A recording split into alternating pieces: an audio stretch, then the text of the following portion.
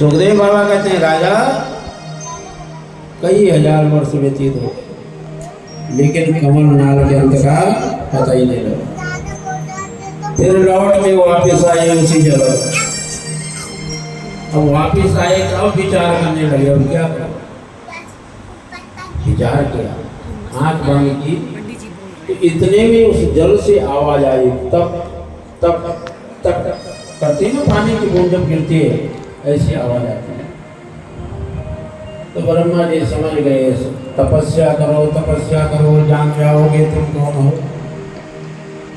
तो ब्रह्मा जी ने करोड़ तपस्या करके एक दिन भगवान प्रकट हुए ना।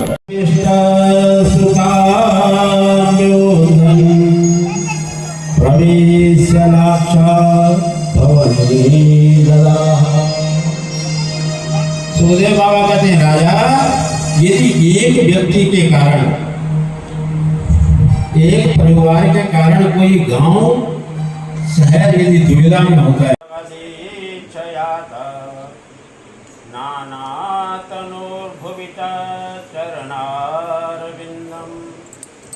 सोहम भजामि शरणं यकुतो भयं मे येने दिशि गतिरदर्श सतो नुरूपा। माँ के घर में प्रार्थना करता है भगवान से, हे प्रभु किसको सुनाऊं अपनी व्यथा, यहाँ कोई सुनने वाला नहीं। गर्भवास समम दुखम न, और ऐसे ही निरंतर स्तुति करता है। सुखदेव बाबा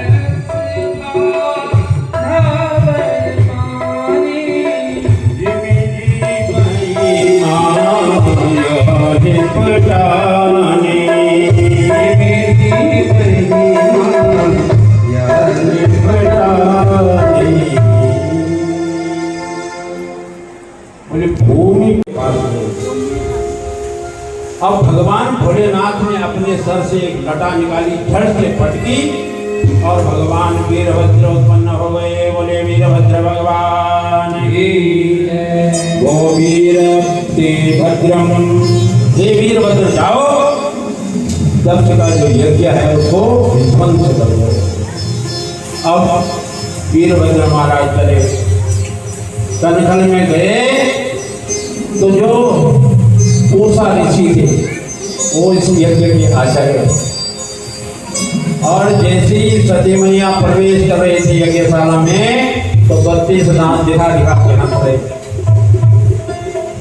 तो नंदी ने कहा महाराज यही है यज्ञ के आचार्य, बड़े दांत दिखा रहे थे जब मेरी हमारी मैया अंदर आ रही। जोर से वीरभद्र ने एक मुक्का मारा, 32 दांत तोड़ दिए।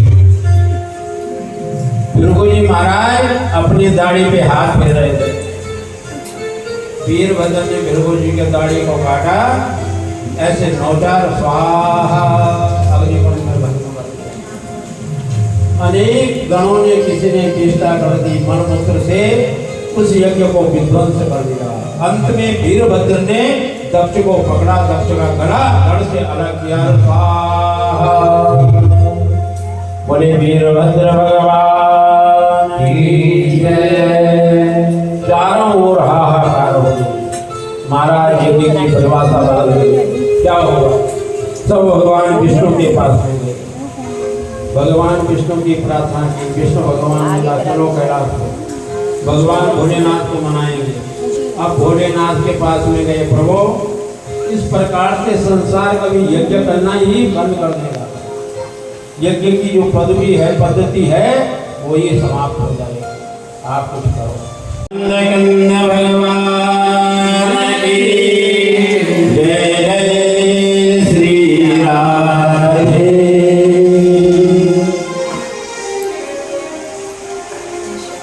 आइए 2 मिनट मां भगवती जगतजननी राजराजेश्वरी का हम सभी। हे राजे राजेश्वरी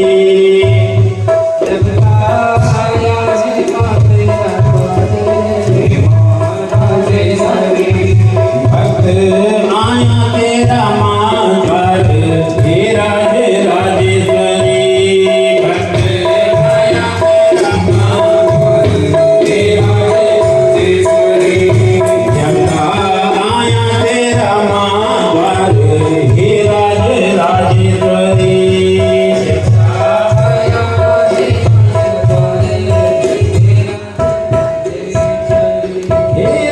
गायन करेंगे। ओम नमो भगवते वासुदेवाय, ओम नमो भगवते ओम नमो भगवते वासुदेवाय, ओम नमो भगवते वासुदेवाय, ओम नमो भगवते वासुदेवाय, नंद नंदनाय वासुदेवाय मेरो नंदन वासुदेवाय मेरो श्री कृष्णाय वासुदेवाय मेरो श्री कृष्णाय। प्राण रोगम, हमारा प्राण अवरुद्ध हो गया, रोक लिया किसी ने, और किसने रोका नहीं जानते। भगवान ने कहा चिंता मत करो, ये तो मेरा छोटा सा भक्त ध्रुव है जिसने प्राणायाम कराया है और वो यमुना जी के किनारे है। मैं अभी अपने भक्त के दर्शन करने जा रहा हूँ। आज भगवान भक्त के दर्शन करने जा रहे हैं और भगवान सम्मुख चले गए। आज ध्रुव जी के महाराज सामने सम्मुख खड़े हैं। भगवान देख रहे हैं अपने छोटे से बालक भक्त को, लेकिन भक्त के हृदय में वो दिव्य झांकी है, निरंतर 12 अक्षर मंत्र का जाप कर रहे हैं।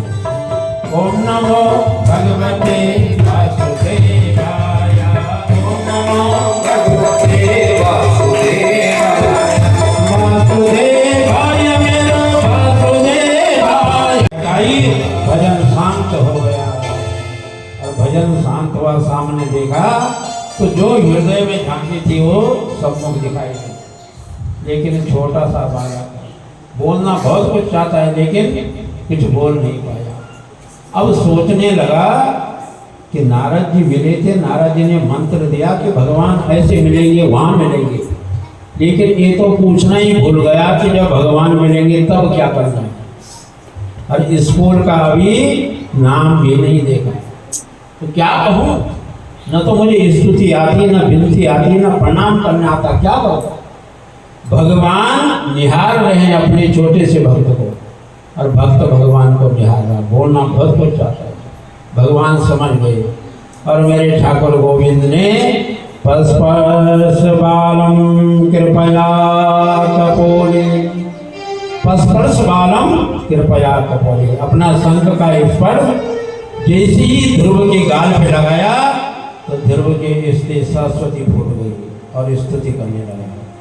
ध्रुवोवाच यौन्ता प्रविश्य मम वाचमिमां प्रसूतां सञ्जीवतत्यखिलशक्तिधरा स्वधाम्ना अन्याश्चहस्तचरणान् श्रवणान् त्वगादि प्राणान् नमो भगवते पुरुषाय तुभ्यम्। यौन्ता प्रविश्य मम वाच